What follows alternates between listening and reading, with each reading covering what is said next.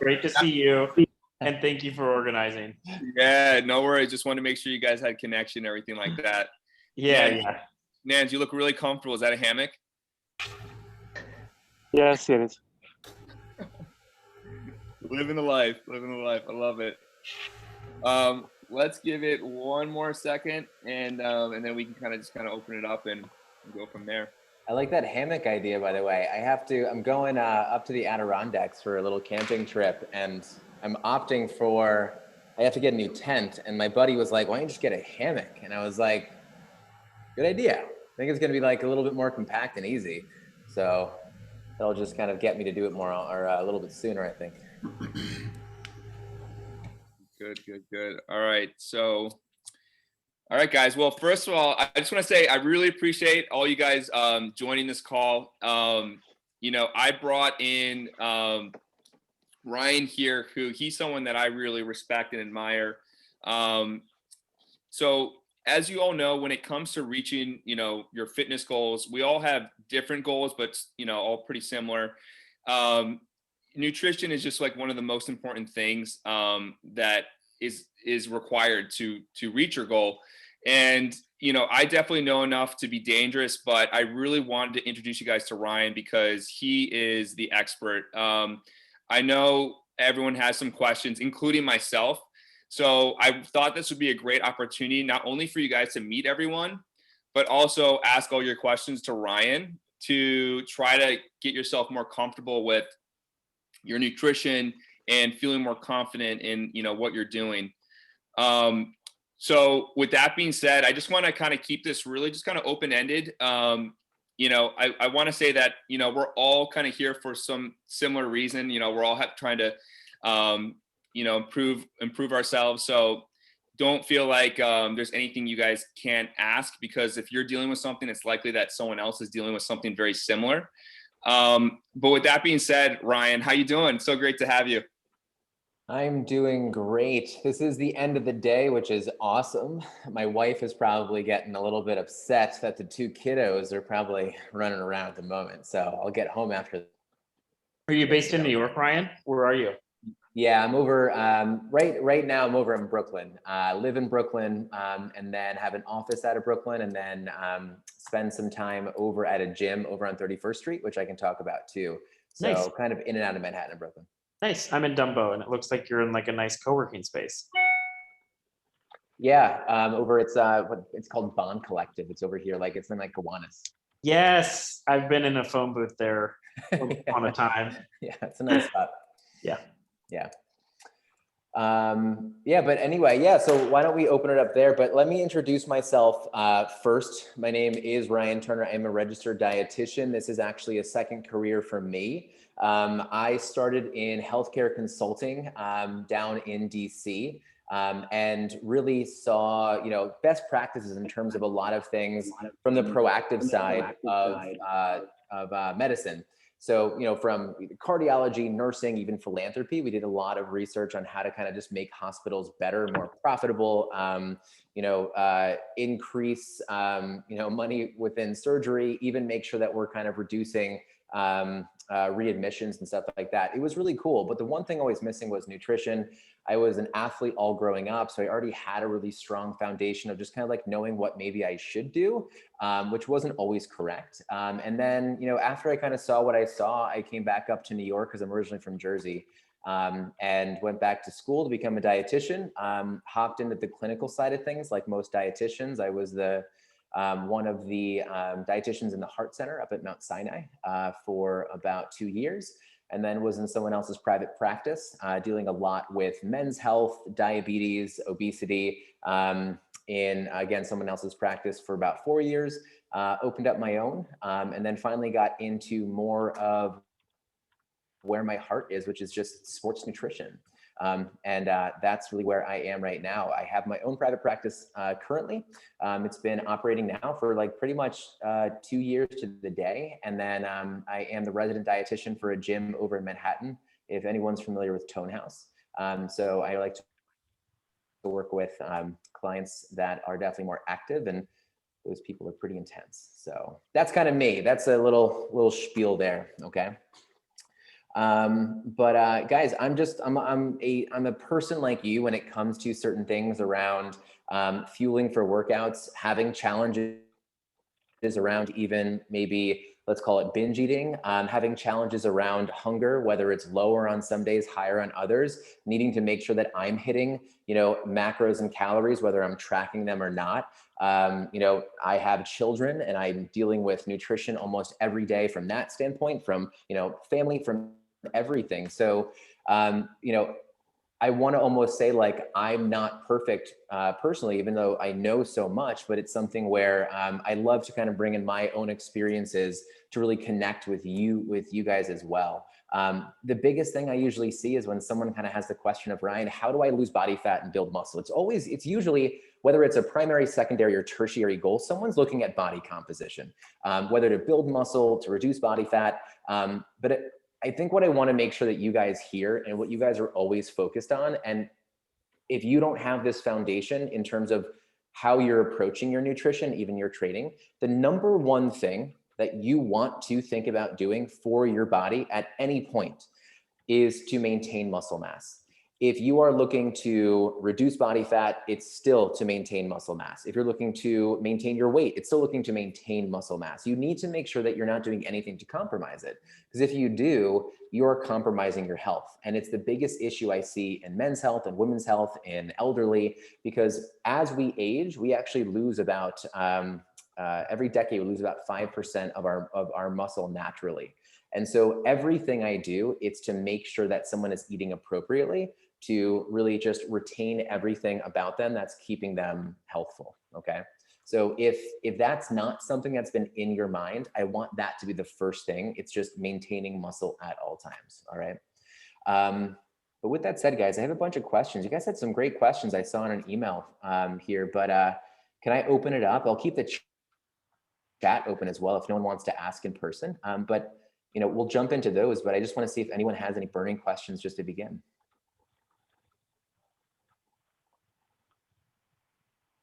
I don't have any burning questions. Very nice to meet you. I think I probably wrote about protein, because my main questions were focused around like, I literally am like, I have no idea. I'm 36 and I'm like, how do I get protein in my diet outside of the New York City pizzas that I eat 3 times a week? Like I really struggle to identify like how to actually get protein. I've started to like track my what I'm eating and like my macros, just show I just don't have enough protein and I just scratch my head. So yeah. Got it.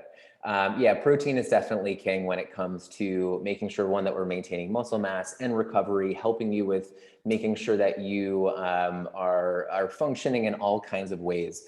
And so, people kind of almost talk about it ad nauseum. And so what I want to make sure that someone is first knowing is kind of what protein sources are. So Dan, I know that you kind of mentioned some things there, maybe a little tongue in cheek with like the pizza and this, there's going to be some protein in that. But we first just want to make sure that we are understanding, proteins are definitely going to be coming from a lot of our animal sources. We know chicken, we know beef, we know fish, all that kind of stuff. We also have our plant-based sources. Dan, I don't know, who is one of our vegans in here right now? I know somebody. No, I don't think he's able to make it, unfortunately. Cool. Not a problem. We'll just talk about it anyway, because then what we have are going to be our plant-based proteins too, which I think a plant-based diet, plant-forward diet is, been a little more popular ever since certain documentaries have come out, but it's still something we can kind of keep in mind. But hey, Ryan, 1 second. He actually just did join. So, awesome. So he's able to join here. All right. If you want to give him a quick call out on this, just so you can pay attention. So we just want to make sure that we know kind of like what those protein sources are first. I think most people kind of know them, but we also want to understand some of the stronger plant-based protein sources as well. And we know that things like your tofu, your tempeh, your edamame, any kind of like bean-based things are going to be good. What I want to make sure that we do is that we kind of understand why someone may be deciding to either eat more plant-based or not, just to kind of get a sense of maybe the reasoning. I find a lot of people will tell me, you know what, I don't eat any beef because of X, or I don't eat fish because of Y. And I think I love to kind of get into that because some people maybe are overly focused on organic. So they're overly focused on certain things like beef being so deadly. And I think when we kind of get into some of those questions, it kind of opens up someone's ability to maybe kind of look at those foods differently, and we can get them eating actually a little bit healthier. So that's first what I want someone to understand are just the plant sources, or just the sources, whether they're animal sources or plant-based sources. Next would be just kind of the amount that I would want someone to be eating. And that's really going to be really where we're looking at that very general kind of like 1 gram of protein per pound. Anyone that's going to be active, really between 0.8 and 1.1 grams of protein per pound is where I would really want to make sure someone's starting. If someone is not able to get that much in, okay, we can go a little bit lower. And then I want to make sure that we understand that you can go higher in protein and there are some benefits to it. There's no risk for anything like kidney disease or overwhelming your kidneys at all. But we would just kind of want to go from understanding your plant or your protein sources, and then how much would be necessary too. Most people are surprised with, and a lot of people don't even do this, they're surprised with actually the serving sizes of protein. If you actually think about like what 4 ounces of protein really looks like, and 4 ounces can end up giving you like close to just roughly between like 25 and 35 grams of protein. If you actually measured that out, it's not that big. It's not that much. And I think people get overwhelmed with how much protein that they actually require. So I would, if someone is thinking, I can't, it seems like it's so much, I can't get that much in, I would really look to either go to a butcher and actually get a cut of meat that's going to be 4 ounces, see what the size actually is. Most fast casual restaurants are going to give you between 3 and 4 ounces based on food cost anyway. So if you end up knowing that you can kind of get double protein there, you can get like 60 grams of protein pretty easily in just like a fast casual kind of meal, like a sweet green or even a Chipotle or something like that. Okay. If you want to kind of come back just a little bit on that, and once you kind of know the sources, once you end up knowing kind of how much you take in with grams, I'd really just start with someone like, as long as you know what a protein source is, can you get it in at least 4 times a day? Like that's like a main goal for a lot of my people that aren't food tracking, that we just want to make sure, like, are you getting protein in? Are there 4 dedicated proteins that you're actually getting in a day? And if they're not, that's where we have to start. We're not even going to start with numbers. I just want to understand, are there 4 times in your day where you can just get protein in? Because if you can't, then it's a really big issue. Okay. Anyway, I may went on a tangent there a little bit, but does that answer the question about kind of like how much protein or kind of how to start to get more protein in? Yeah, that's great. So wait, you said at Sweet Green, do you double the protein they give you? I mean, it depends on the person, right? But yes, I will go to Chipotle, get double chicken, or I'll go to Sweet Green, I'll get double, double chicken there, double shrimp, or whatever it's going to be, because I want to make sure that maybe that one meal I can kind of get a little bit more in, especially if I'm kind of busy, right? And I know that maybe I'm only going to be able to get 3 meals in a day. I now have to I have to consolidate that that amount of protein that's going to come in like, only 3 meals. Yeah, no, that was great. Thank you, Ron. Okay. That also kind of brings me to something else. Someone had asked about intermittent fasting, and I think a lot of people kind of know about it, or they're going to ask. And intermittent fasting is, definitely a very personal decision. I'm gonna tell people that there's no huge benefit to intermittent fasting unless it really supports your overall goals for who you are and what you want to do.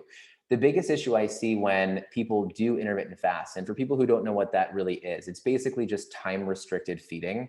It's more or less just like you can choose different kind of windows of eating or not. And so some big ones are the 16-8. So basically just feeding for 8 hours in a day. So say from like, 12 to 8, and then not eating at all throughout that, using sleep as a kind of a time of fasting as well. Some people you'll kind of see do days sometimes. They'll do a 5-2 or 4-3. And by that, they won't eat for, 2 24-hour periods or 3 24-hour periods.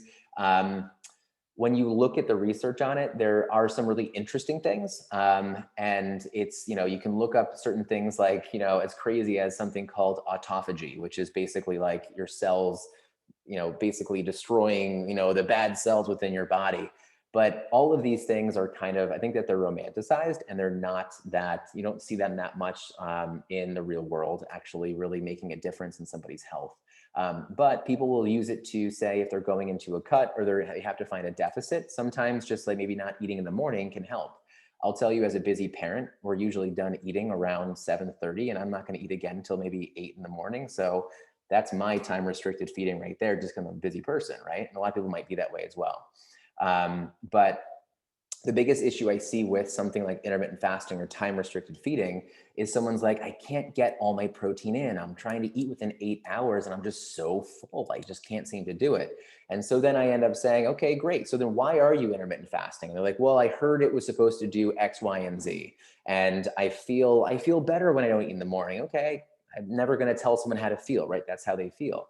But if you're not able to hit your protein goals or even just your energy goals, because as a dietitian, I'm so much less worried about someone overeating than I am worried about people undereating, especially in the sports nutrition world, because we see it so often.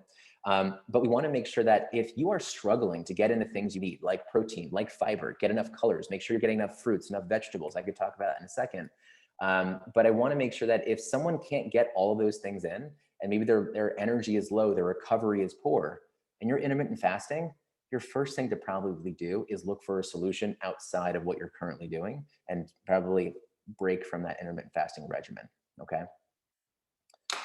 But I hope that answers this question about some intermittent fasting right there. I don't know if it does. Yeah, I saw there was a few questions that we had. I think, Andrew, that was your question. But does anyone else, like, I'll kind of like bring that back to Ryan or anyone else. Does anyone else have any questions relating off to that? I do, actually. What's up? Hey, Ryan, how's it going? Good. So coming back to protein and the number of times you need to have protein, I can understand for, say, like breakfast, lunch, or dinner, but what about snacks? Like, I won't be having, say, like salmon or chicken for snacks. So what good things or some good proteins would you recommend for snacking time? Yeah, I definitely have a few of them. And just to answer the question about like how many times should you eat protein or how often, I want you to think about what's going to benefit your muscle the most. And even when you, let's say that, you know, throughout a day, you're basically testing your blood. You know, diabetics do this, and we can kind of know if someone's glucose is high or low. Well, after we eat, right, we have this bolus, we have this high blood sugar that might come in, and the more carbohydrate we have, it might go higher or lower, whatever. But the same thing happens with protein, right? We can actually kind of measure the amount of amino acid, right? The protein that's going to be within our blood that's going to be sent to our muscles for recovery or maintenance or whatever is going to go on. And when we think about people who are active or maybe someone that's actually trying to lose body fat, we want to be able to maintain muscle protein synthesis or the rebuilding of protein as often as we can. And what we really tend to find is that about every 4 hours, we see this drop in muscle protein synthesis or the ability for it, or at least this drop in amino acids in the blood. That's what we can actually find. So the quick answer in terms of how often should someone eat protein, about every 4 hours. You can say every 3 to 5, about there. And so I would just want to make sure someone's looking at their day. Okay, if I can kind of get, every 4 hours, it's good. It's kind of like a very Rockwellian way of saying, like, you can do like 8, 12, 4, and 8. That's pretty simple. Most people can kind of accomplish that, and it's definitely good.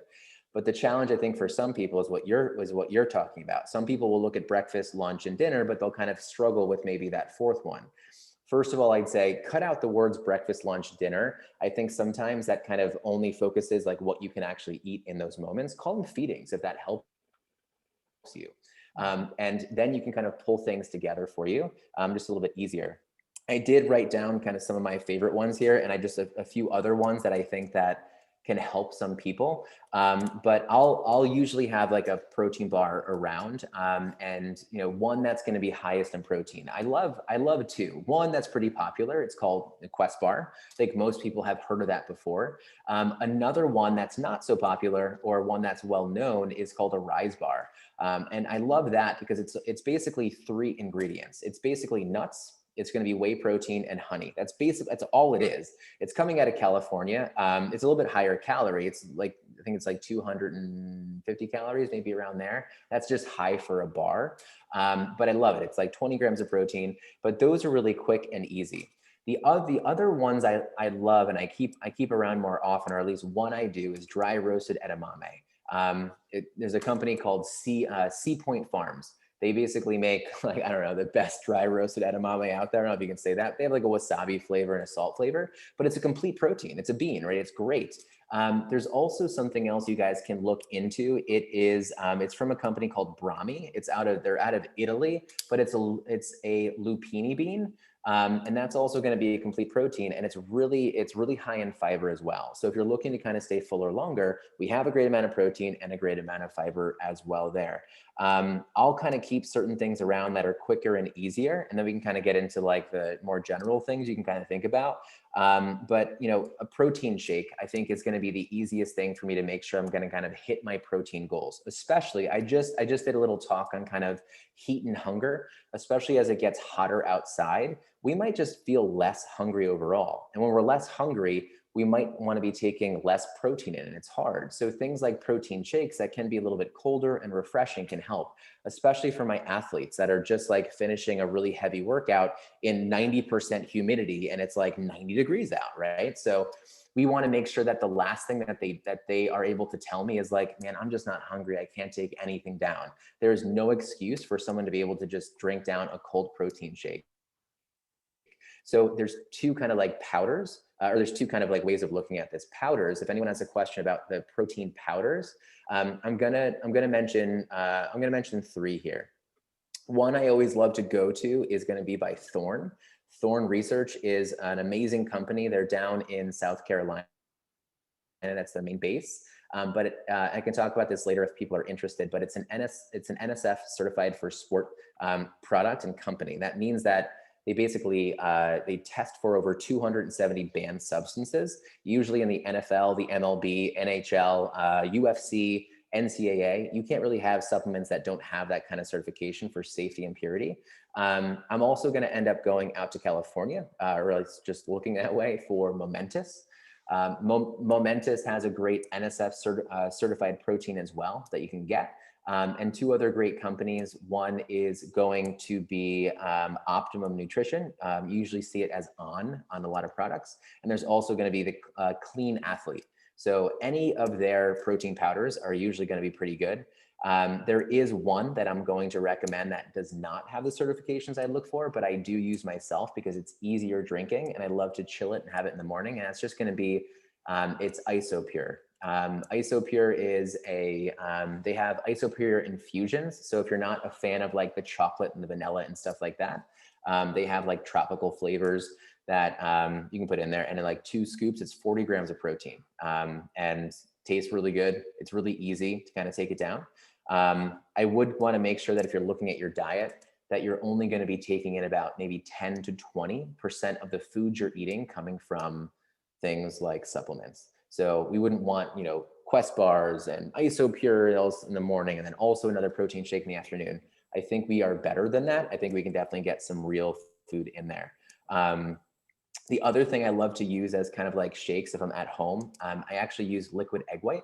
And you can drink it. It's usually pasteurized. I use like a cup of it in the morning. I usually do I do half of a cup of kefir. I do like a cup of liquid egg white. I do like half of a cup of frozen blueberries.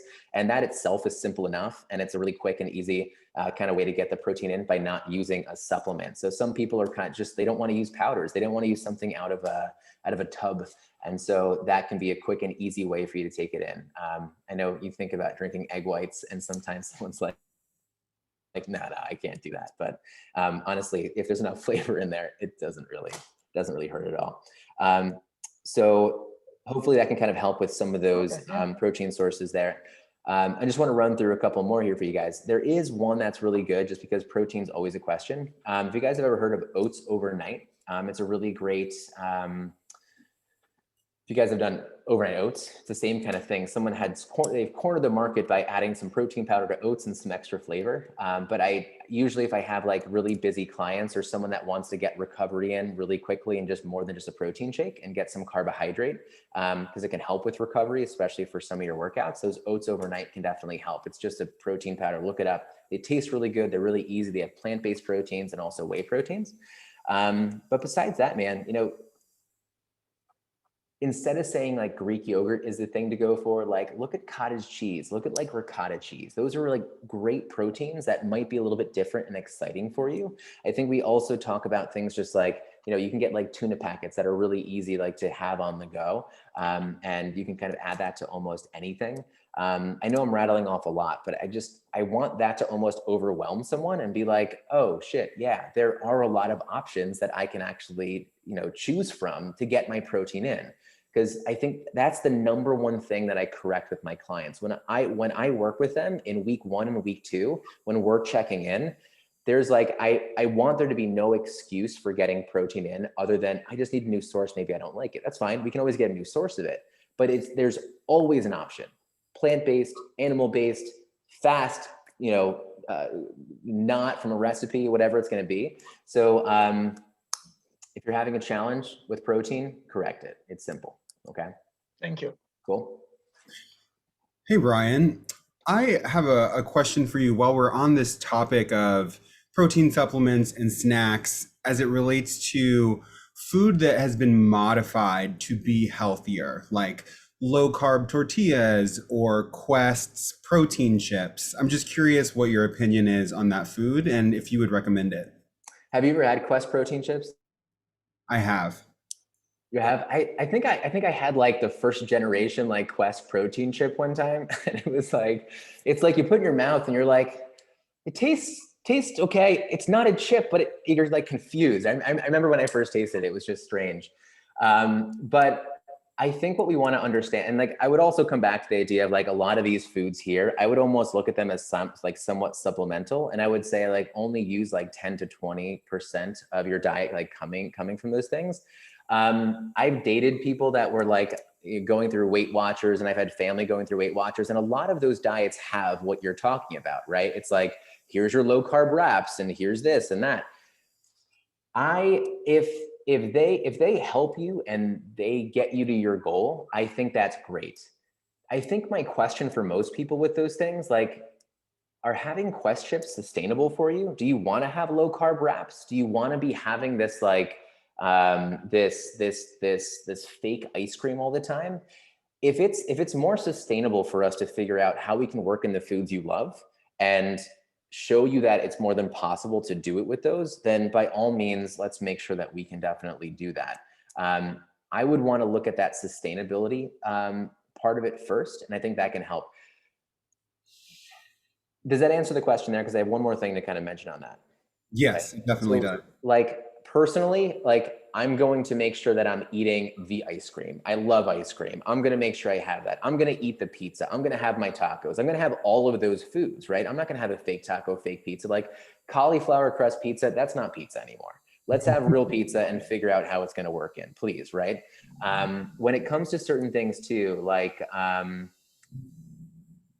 just overall satisfaction. If you end up eating those foods across a full week, like, is that just going to then lead you to some sort of rebellion? I always end up saying that restriction leads to rebellion. So if you're restricting yourself from the foods you love, is that just now going to drive you to kind of overeat the other things when you finally get in front of it? And that's a big issue. One thing it can really help with, and this is kind of important, there's kind of more to talk about this, but there's something, and if anyone's heard about this before, but it's called conditioned hyper eating. And what this is basically how food companies get you to buy more of their product. And a lot of times the foods that you're talking about might end up supporting someone who has a challenge like this. It's a simple thing, and you can relate. I think anybody can relate to this, right? I think this is how like Lay's made a bunch of money, like with their advertisement, right? When it said you can't have just one. But when we think of conditioned hypereating, it's basically food that conditions your mouth to want more of it. So it's something like Doritos are like one of my weaknesses. So are gummy bears, but Doritos are one of those things where it is developed to only have so much saltiness, so much sweetness, so much kind of like unctuousness, like so much umami, even the crunchiness of it. Like it's basically all research, right? Even like a chip hitting your mouth and melting just fast enough so that you don't get completely satisfied. Because what do you do when you're not completely satisfied? You reach for the next thing. And so that is what that's what we call conditioned hyper eating. So when someone says, okay, like me, I'm like, well, I'll just have the ice cream. But if someone is really having a hard time with dealing with this conditioned hyper eating, and they're thinking, okay, like Ample Hills, I love Ample Hills, if anyone's familiar with that, right? Like I can go to Ample Hills, I can get my my sweet cream and cookies, ice cream, and I can just have a little bit, it's fine. But you might find that someone who's going to binge on it, even if they taste a little bit. So if they end up reaching out and they end up getting, say, one of the fake ice creams out there, but it helps them control what they're having, because that, the fake flavor in there, say if it's going to be made from monk fruit or whatever, that stops them from wanting more.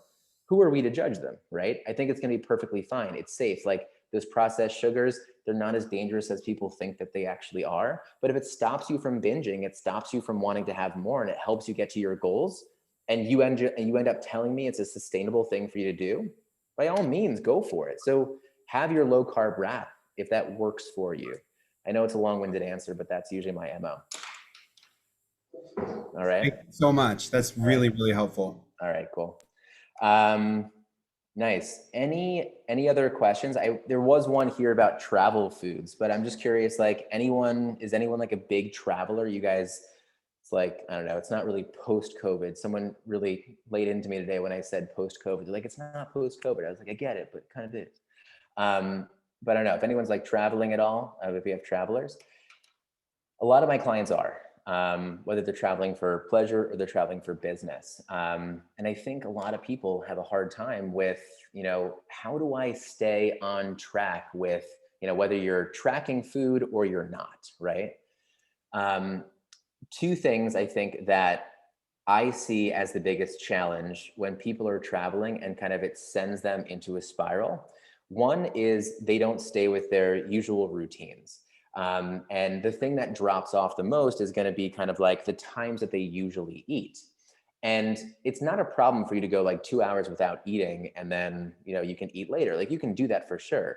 But I think when somebody's environment ends up starting to dictate what they end up eating, like you walk into an airport, you missed breakfast, and then you're waiting for your plane to board, and the only thing open, because it's like maybe 5 a.m. in the morning, is going to be, say, like Cinnabon, right?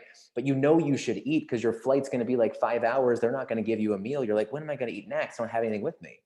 And so now that person's environment is dictating what they end up eating, right? And they can choose not to eat that food, right? It's just going to be like a Cinnabon, and I'm not blaming the Cinnabon, but it's not going to be optimal to kind of maintain muscle mass and, keep you full. But what I want people to try to do is, don't let your environment dictate your habits. And so what I always use is what I call my rule of three. And it's basically making meals out of snacks. And so what I ask people to do is before you travel, even at your desk at work, it can be helpful to kind of make up these little like snack packs almost. And these snack packs have what a regular meal would have. It's just made out of snacks. And I always say a protein, a fiber, and a beneficial fat. If you can pull 3 of those together from snacks, like say if it's going to be a Quest bar, say if it's going to be some dried fruit, right? Quest bar for protein, a dried fruit like dried apricots for something like fiber, and then you end up having something like a 100-calorie bag of like pistachios even. You have a protein, a fiber, and a beneficial fat. That's what's going to be in a regular meal, and it's not low calorie, right? Each one of those can be almost close to 200 calories. It can be between maybe 400 and like 600 there.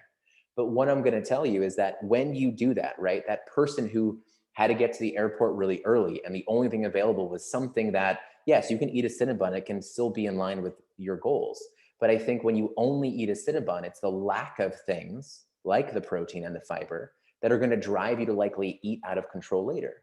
And so what I want that person to kind of do is get to the airport, survey their environment, and realize, all right, I got to take control right now. They reach in their bag, they made their little baggies before they left, maybe like 3 or 4 baggies, and they pull out that rule of 3. And they sit down mentally and they sit down physically, and they eat what they have in front of them. It's not going to be the most satisfying meal, but you're trying to bridge the gap until you have more control. And that's what I want people to kind of think about doing. Take back that control. Don't let people or your environment dictate what you really should be eating, okay? I hope that makes sense. It's just one little tip that saved so many people, even myself. The other thoughts, I see your question here, Andrew, about fiber. I'll answer it in a second. The other thing about traveling is what I call travelers, okay? I'm defining travelers, or I'm defining fats as travelers. So fats in food. I want you guys to realize that the way that restaurants stay open and food tastes good is usually because of salt and fat, okay? Restaurants are not in the business of trying to keep you healthy. They're in the business of trying to like hurt you, but I think what they want to make sure they're doing is that things are tasting good. They want to make you satisfied, and you're not going to get satisfied with a low fat meal. It just tends not to be what's going on. But when we start to look at those kind of meals, like a restaurant meal, we can start to see calories build up from a lot of these fat items, from avocado, from cheese, from sauces, from dips, from nuts and seeds. All these things start to kind of come in. Again, they're delicious and we love those things. But I think when people are traveling, they end up eating out, and it tends to be these fat items, these travelers, right? Because I end up calling them travelers because they're the kind of things that just travel on your fork as you're eating. They travel on other foods, right? And you might not even register that you're actually eating them. It's not easy to register 300 calories of fat because our stomach is more of a volume counter than it actually is a calorie counter. And when we start thinking about fat, it's so dense in calories, but it's so small in volume that we don't really understand that we just ate, say, 600 calories of the little bit of oil and the little bit of guacamole that was on the table before we even got to our main meal. And so we want to make sure that what we think about, those travelers, those extra fats that kind of travel on food that don't register with us, I always want to make sure that people can identify them and then really focus on only having a main one per meal. And so sometimes that's going to be like, let's say someone gets like salmon and some grilled vegetables at a meal, right? Well, the salmon has great fat in it. It does. But if it's going to come with sauce on top and it's going to come with like other kind of dippings and whatever else is going to be on there, I usually just kind of recommend, why don't you identify your one fat source, your one traveler, and then let's make sure we just kind of put the other one to the side, because then we're going to be able to find a lot more control. And that's where people kind of find the difference between, really like plateauing in weight loss and starting to see themselves moving 0.5 pound to 1 pound a week. So anyway, those are the two things I usually work with my travelers about. So hope that helps. So Ryan, do you usually ask for like sauce on the side instead of like on whatever, like any sort of meal? Is that typically what you do? You definitely can. I mean, I would want to keep it more general. It's like if you can ask what's coming on it. I personally just don't like any kind of like sauces or extra things added to my proteins. I'm like, what are you trying to hide? But I will usually just kind of ask for, please, like, no sauce on it. I'll just keep it away. Get your sauce on the side, get your, ask what's on it. Even like the little bit of cheese that's sprinkled on with like the little bit of nuts over here. Like when people go to like a sweet green for something like a lunch or a dinner, when you start thinking about it, people will have dressing, they'll have avocado, they'll have nuts and seeds, maybe they'll have cheese on there, right? Just right there, you can have 200 calories for each one. You're already at 800 calories in a salad before you added anything else. Again, all delicious things, and they're not bad, but we need to make sure that we're kind of looking at controlling those. And I really want to just end this by saying, nobody should be on a low-fat diet, but nobody needs to be on a high-fat diet. So I would want to make sure that we kind of look at those and start to make some choices and kind of like really be adults about this. Be like, okay, I'm thinking this through. I don't need all of those things. And if I'm deciding to have dressing, I don't need to have all the extras then. And just control it that way. Okay. Good. I kind of want to try to get everyone to kind of ask at least one question here. I kind of want to just go around the room. Nans, do you have anything that was specific that you wanted to ask? Give you a second. I don't have anything to ask specifically. Okay. Let's go to Nicholas. Nicholas, what's going on? Can you hear me? Make sure. Maybe not. Yeah, no, I had to pull you off mute. Sorry about that. No, that's okay. So Nicholas, I'm really happy you could join us. Did you have anything specific that you felt like you wanted to talk about? What when we're eating nuts, what are the 3 best nuts for us to eat? Any nut you enjoy. There's not like when we start to think about those nuts in terms of like what they, like the benefits of them, like, yes, there can be more natural vitamin E in something like a Brazil nut or a macadamia nut. Can there be a little bit more potassium in like a peanut, right? So, but they're going to be so minimal in those, it's not really going to make a change. So don't overthink the idea of the nuts in that case, and don't try not to kind of like single out certain foods sometimes in certain terms of like the top 10 lists, like Yahoo sends those things out. What I can say is that I think some of the most beneficial ones in terms of maybe where people can find, I feel like I'm going against what I want to say right now. I'm just going to say the ones that I found the most helpful for people. I always just see pistachios, almonds, and also cashews. Those are in there. I mean, you can break those down and be like, are there antiviral kind of like effects of eating cashews, right? Yeah, we find that there's actually lower incidence of things like even cavities and yeast in people's mouths when they eat like cashews. Are things like pistachios, are they gonna be a little bit higher in protein? Cool, yeah, maybe, they are, but it's not gonna make that much of a change. Are almonds gonna be something that has maybe a little more potassium? They all could have a benefit to them, but don't overthink that. It's still a big question though. Hey, Nicholas, you also had another question about the macros. Did you want to expand on that at all, or do you feel like you understand that? No, I think I got the information earlier. Thanks. Okay, great. Is there anything else, Nicholas, or do you feel like that answers enough of your questions? And the nuts presumably should not be salted. Again, man, it depends, and you're gonna hear that answer from a dietitian a lot. Most of my clients are very active, just like I assume all of you guys are too. I think we get afraid of sodium because we hear cardiologists say that it can lead to high blood pressure. And if you do, it could be something to think about. But a lot of us actually,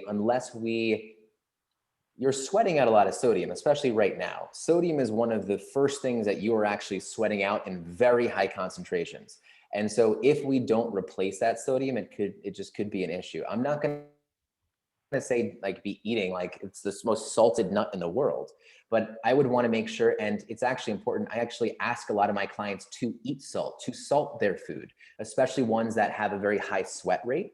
And so I don't want to give you the answer of like, yeah, it's better for blood pressure. That's kind of a one-off question. If you do have high blood pressure, something to think about. But I don't know, it's kind of that one-off thing for you. Okay. Okay, thank you. Yeah, no worries. Great. Now, Sid, I just want to open up. Sid, are you there? Yes, I am. Sid, so what's going on? Did you have any specific questions? I just want to make sure that we get everything, any of your questions answered. Yes, I had 2 quick questions. Firstly, thanks, Ryan. Really appreciate all the advice that you've sort of shared. I'm plant-based, I'm vegetarian. That's how I was born, and that's how I've sort of chosen to sort of live my life. So for someone like me who's trying to sort of lose weight, cut calories, and still sort of increase my protein, what are some good, like you briefly touched on this, like you mentioned edamame and tofu and things of that nature. How do you recommend sort of increasing that protein intake? What are some good sources? And secondly, I'm a consultant. So like, pre-pandemic times, I'd be traveling Monday to Thursday, right? So I am that traveler that you were talking about. But right now I have more control in what I can eat. But I was wondering, what are your thoughts on these like pre-made meal delivery services?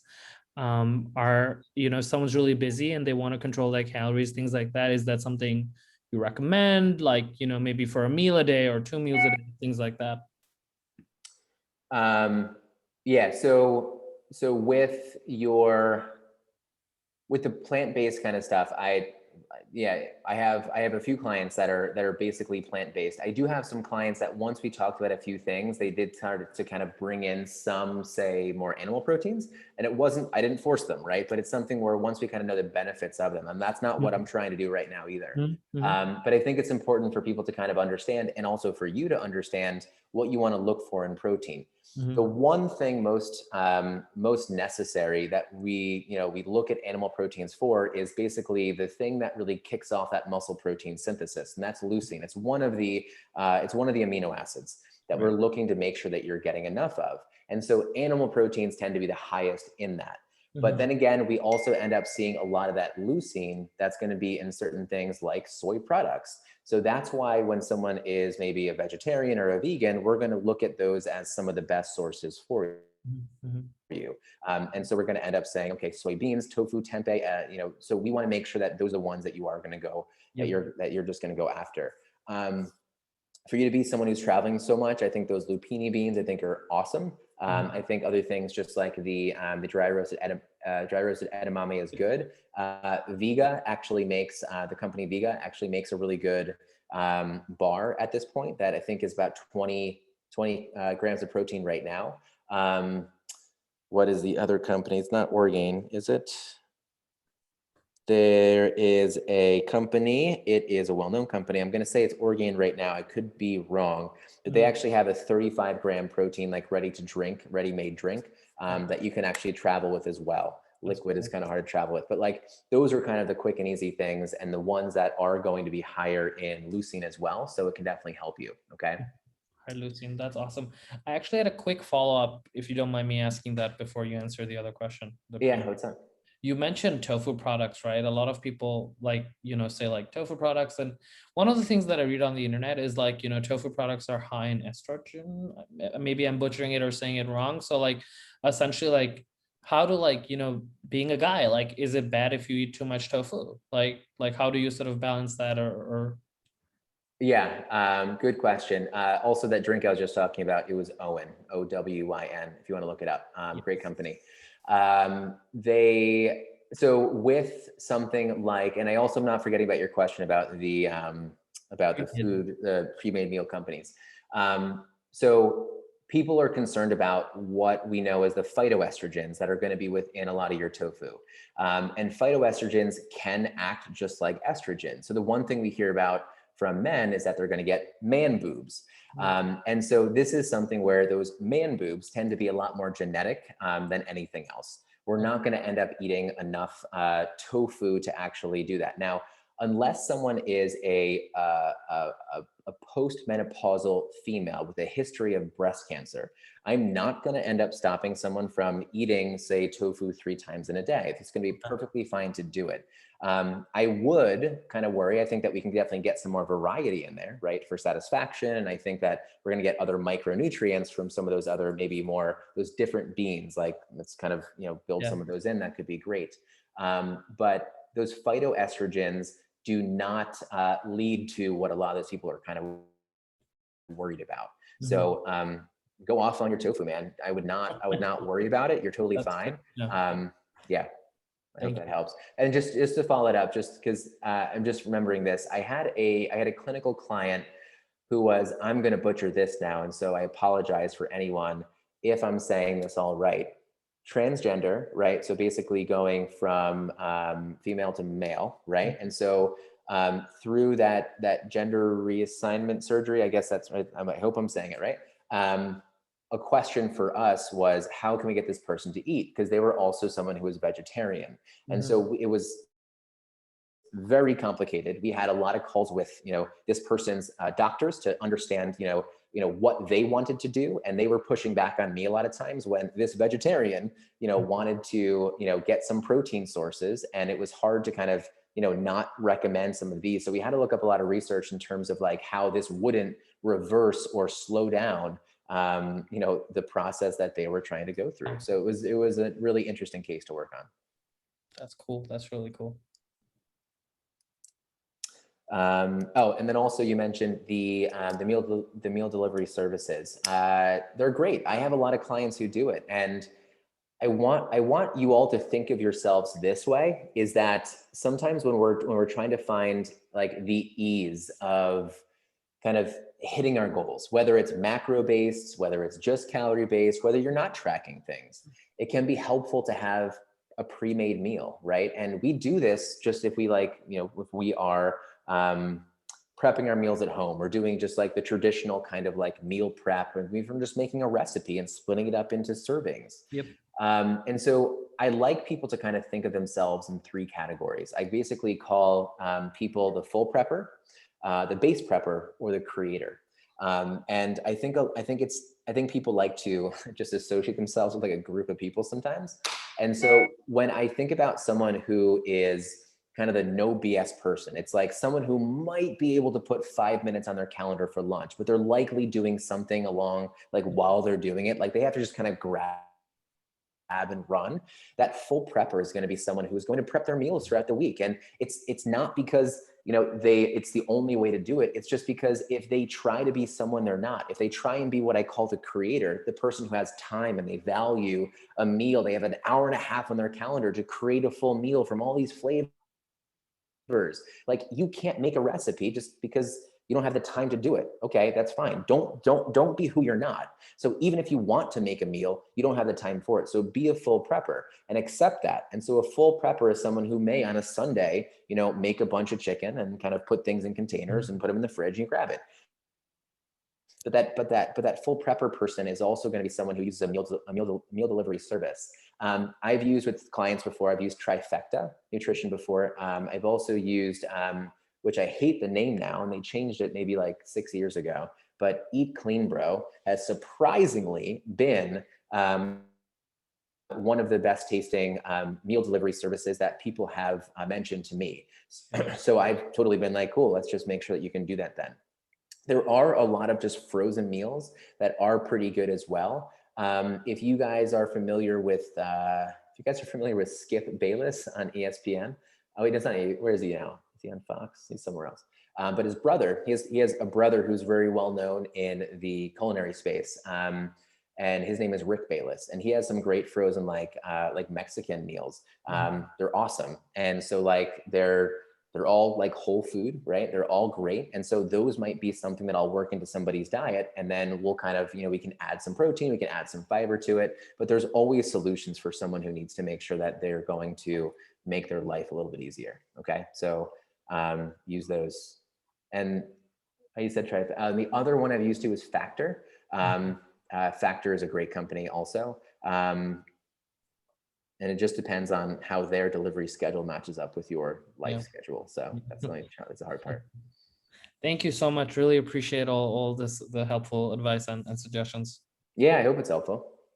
And now I just want to go to Dan. I know you asked some questions earlier, but I wanted to circle back. Do you have any additional questions that you feel like you're not sure about, or anything in addition that you wanted to add, Dan? Ryan, so I live in Brooklyn. Walk me through like the ideal day. Like living, like getting not my whole life. Yeah, my whole experience. Yeah, I start with meditation and then journal. Eating, like sure. Yeah, let's say breakfast. You know, eating, sure, if you will. Yeah, and if that takes more than like a few minutes, don't worry about it. No, it's fine. I mean, this is very nebulous, but it's perfectly fine to kind of talk about. I would definitely not put it past anyone to make sure that they are doing a little bit of deep work and self-work in the morning, by the way. I am like a 5 a.m.er only because I need some of that time, and my kids are still sleeping and my wife is sleeping. So it gives me time to do my journal and kind of the deep work. I'll read a little bit. And so I think it's important. So part of a perfect day is that. I would completely agree.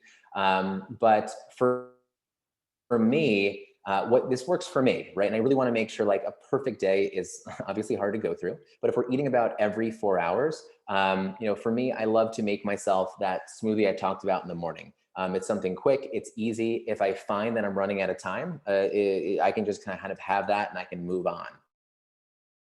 The other thing I'll kind of do is have like a breakfast number 2. And it's nothing crazy. Something I don't love. I actually prefer breakfast foods for dinner and other foods for breakfast.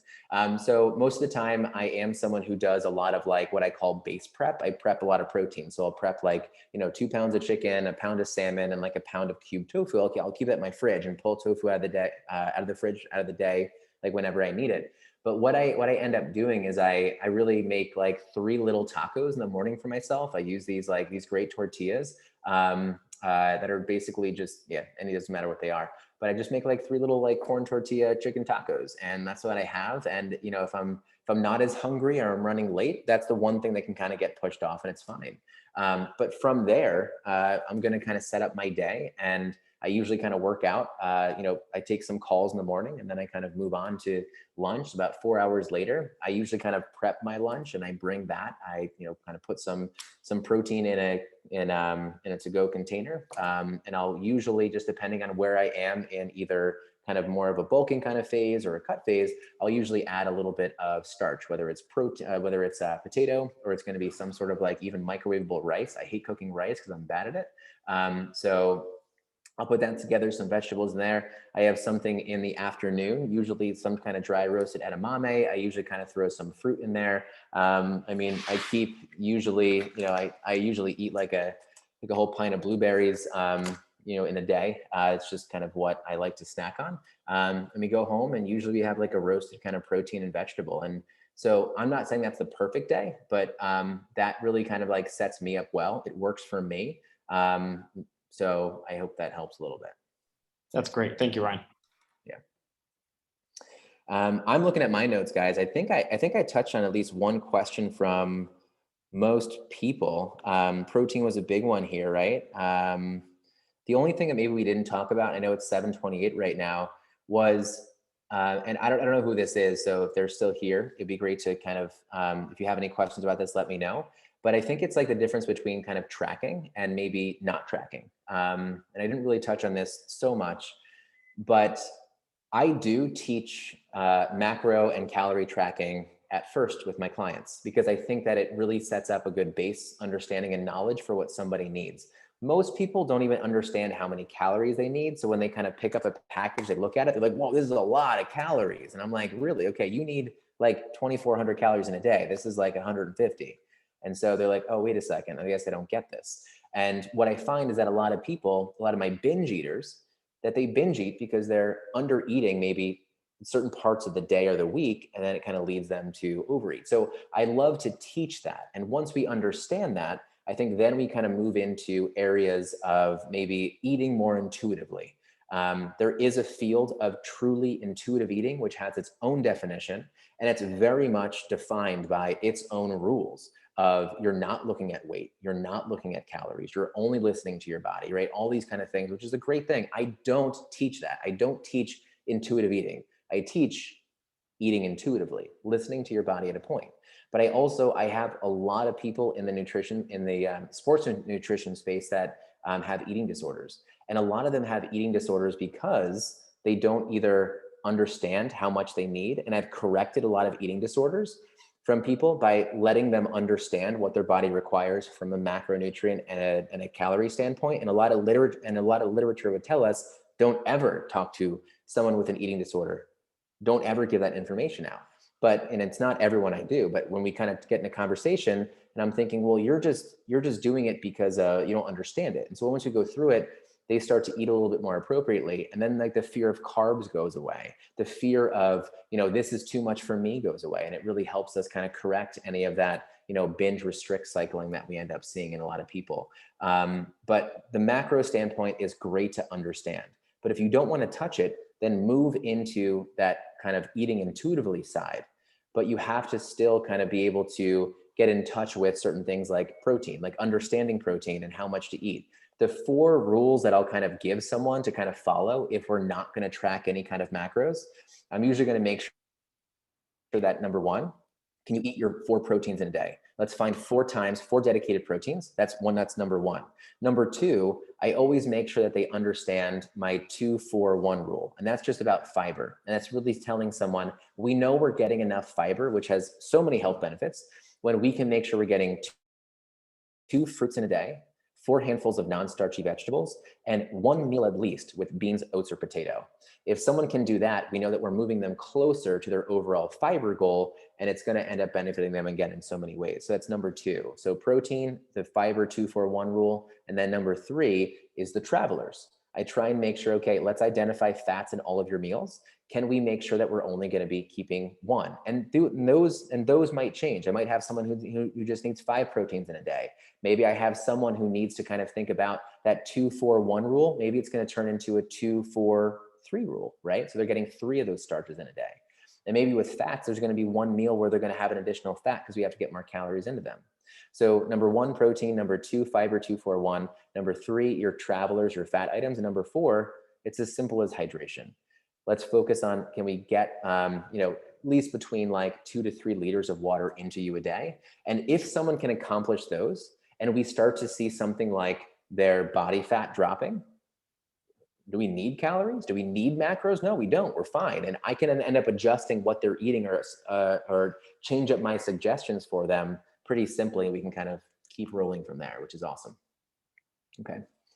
But yeah, you don't need to always food track. I hope that helps. Hey, Ryan, one quick question about the food tracking though. Do you always recommend your clients to use a food scale when they are food tracking? Or is it still beneficial if they're not going to be using a food scale to still track their food in like MyFitnessPal? And what's your opinion on that? I give my clients what I call my 21 food measurement challenge, which is where they'll end up getting a food scale for like $8 on Amazon. And I send them through kind of like measure out what 4 ounces of protein looks like, right? Or go to your butcher and get it if that's the case, or measure out an ounce of nuts and then track it.